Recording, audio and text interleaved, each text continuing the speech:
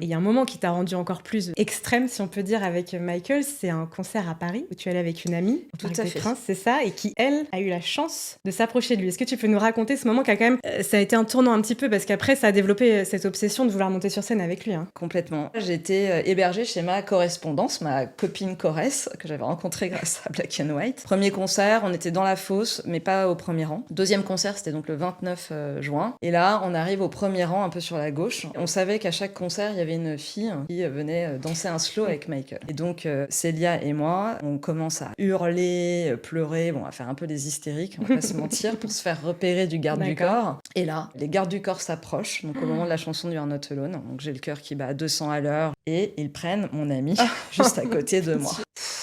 J'étais dépitée, c'était comme... j'avais l'impression d'être à 2 doigts de gagner, comme si on gagnait au loto, et que mon rêve ultime m'échappait, quoi. Mais en même temps, t'étais pas un peu contente pour ton ami? Non, là, à ce moment-là, ça comptait pas. Franchement, je vais être honnête, j'y arrivais pas du tout. Ouais, tu étais trop déçue. Non, trop déçue. J'étais extrêmement déçue. J'arrivais à peine à regarder, en fait. J'ai pleuré un bon moment pendant tout le concert. Elle est revenue après dans la fosse. Essayé quand même de la prendre dans mes bras, etc. Mais c'était vraiment, vraiment dur.